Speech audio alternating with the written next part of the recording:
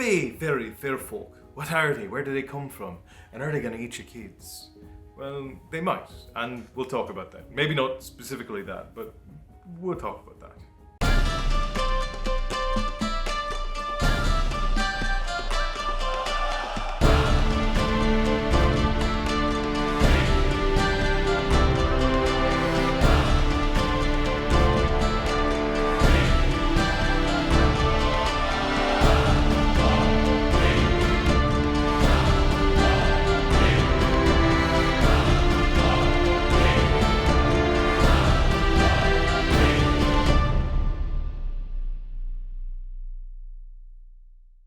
Welcome back, wayward children, to my humble hovel. Let's get you back in touch with your roots, shall we?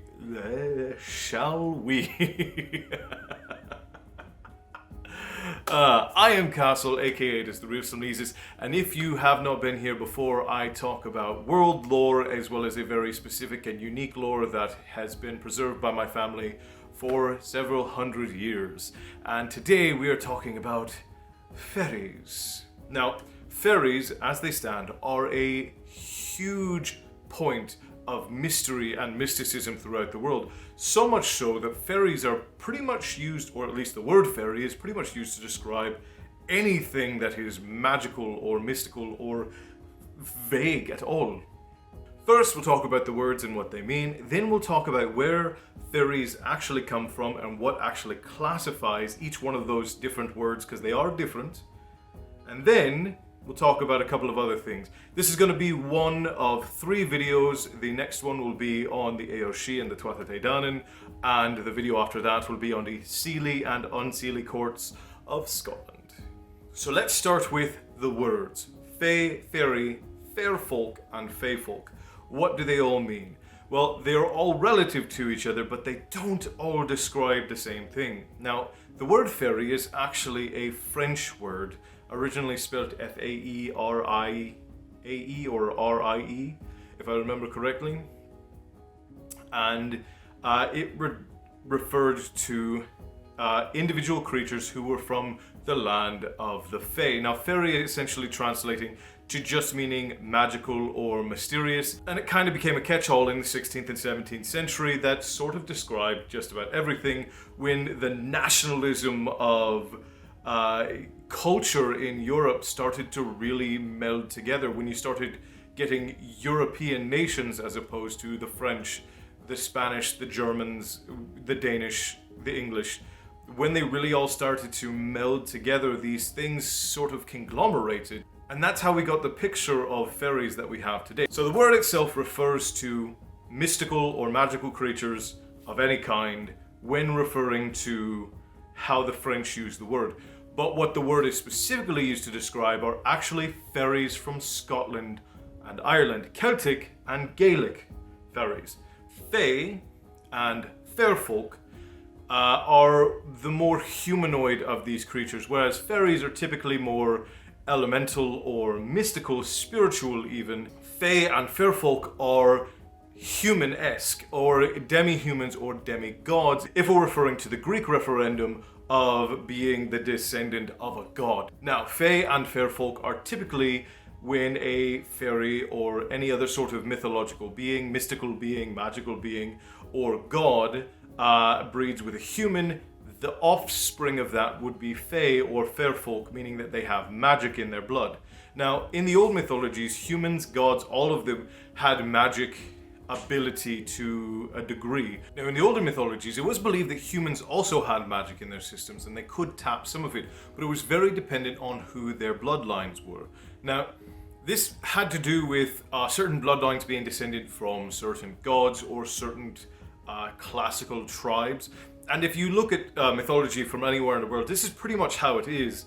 And my family actually has a classification system that shows all of the living current descendants from those people and how strong their bloodlines are, which is a super fascinating thing. Unfortunately, I can't share it, but at any given time, there are about like 3,000 to 5,000 people alive who are descending from those specific bloodlines. Now, fairies, on the other hand, are elementals. These are things that you would understand as being selkies, nymphs, dryads, sylphs. These are all what would be classified under being fairies.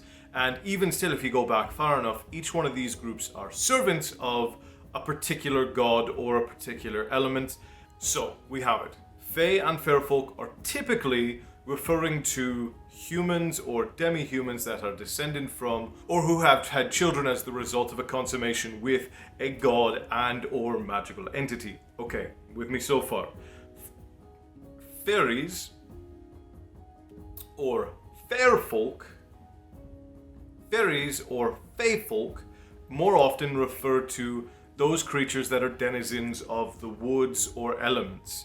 And in Ireland, you have a very specific set of areas that are set to this. Now, there are very specific, what we would call domains of these creatures throughout the Celtic Gaelic area. So this would be like Scotland, Ireland, Wales. Now, why do Fae and fairies get such a bad rap? It's kind of the same reason why sharks and wolves and bears all get a bad rap as being like these dangerous and evil creatures, and even snakes, when they're actually just a part of a natural process. Now, what do I mean by that? Well, when the cultures started melding around in Europe, as we've seen so far, there are a large group of influencing cultures that ended up sort of cross-sectioning these ideas and melding them together. And the reason why fairies ended up with this bad rap is, one, the Catholic Church and the Protestant Church and even the Anglo-Saxon environment in general very much started moving towards all of these creatures being very dangerous and unknown. Look at them as being fallen angels, which would be demons, or as something that is more like a fallen Celtic deity, one that has lost its mind and become crazy and evil. And this was a very common themality of how these stories progressed. And one of the more interesting things that I think happened is that the German word for Fae, there are two, there's F-A-G-A-E or A just G-E and then F-E-Y. Those mean fated and doomed.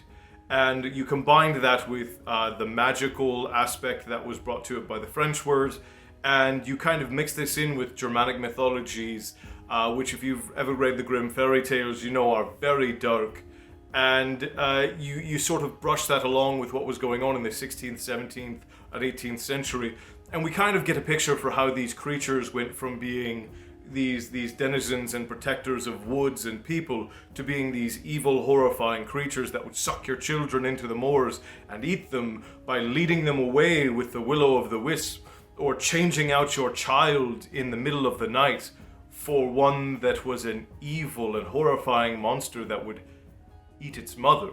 That's a reference to changelings, which, quick side note, you're going to get a lot of creatures in Gaelic and Celtic myth that are going to come up as being demons, and again, that's because of the Anglicanization of the mythologies.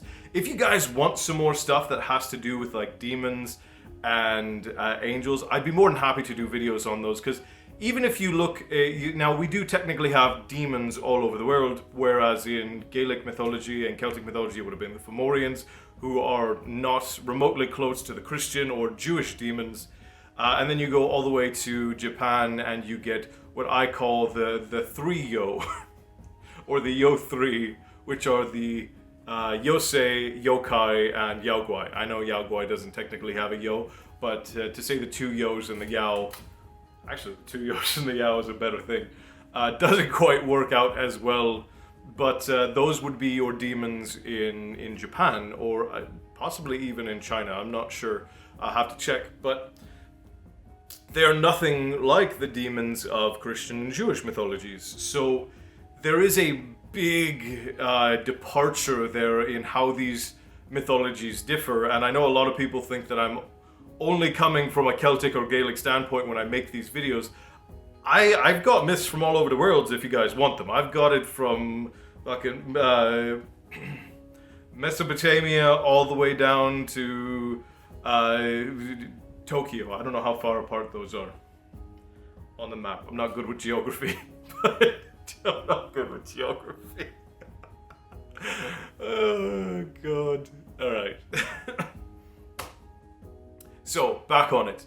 So you had this depiction and vocal cue of these fairies and these mythological creatures being something that is fated or that bring doom or bring bad, and that they live in this different realm that they can sweep you away to.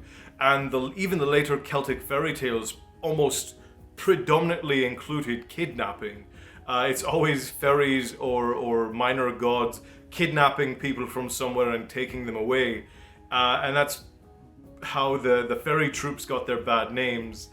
Which, by the way, side note, fae and fairfolk that you may know and have seen would be things like centaurs, harpies, merfolk, and elves and dwarves. These would be examples of fae or fairfolk. So are fairies all over the world? Well, no, not strictly speaking. Are there mystical and magical creatures that appear in mythologies all over the world? Absolutely. Are they all fairies? No. Fairy is strictly a Western European classification.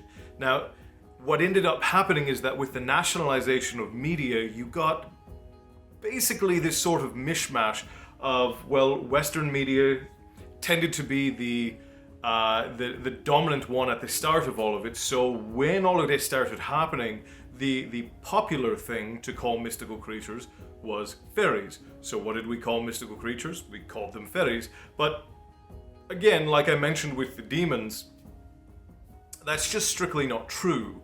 You get demons in Japanese and you get demons and spirits in Japanese and Chinese lore, but with the Japanese specifically, it's yokai and oni, and they are nothing like the demons of the Jewish and Christian lore. So when you start talking about the world myths, yes, there are demons, but the word demon describes entirely different things. So when you have the strict idea of what a fairy or a demon is, what you're thinking of is either an Anglicanized version of a Christian myth or a Christianized and Anglicanized version of a Gaelic and Celtic myth.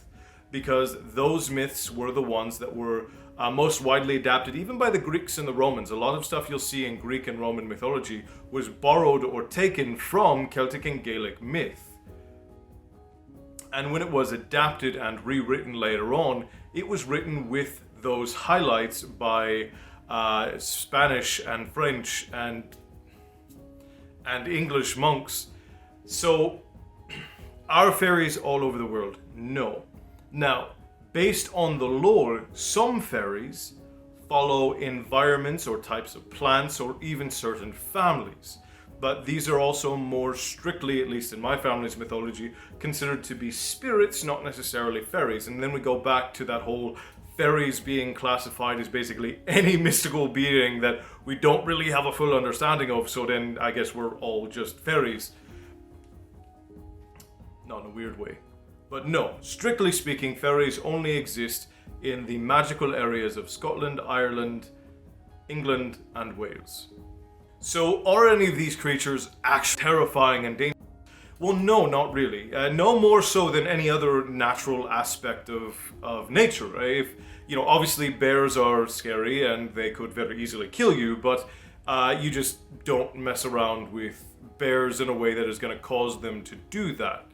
Most bears aren't going to go out of their way to try and eat a person. Just like most wolves, coyotes, mountain lions, they're not going to go out of their way unless their territory is being threatened. And when you're talking about fairies, as they were, the next video is going to be on the Aoshi and the Tuatha Dé Danann, which are the origin myth for fairies. And I'm going to explain all of that in that video. It's going to be coming out next week, probably around Wednesday or Friday. As with all things, they're not really scary unless you're not respecting them. And in general, you get this whole idea of don't take gifts from the Fae, don't work with the Fae, and it's very much like saying don't drink water. These are, in the mythology at least, are very much a part of the natural process, and even denizens or advocators of the natural process. So the mythology doesn't really paint them as being scary, but human superstition does end up making these characters scary because there's something that we don't necessarily understand.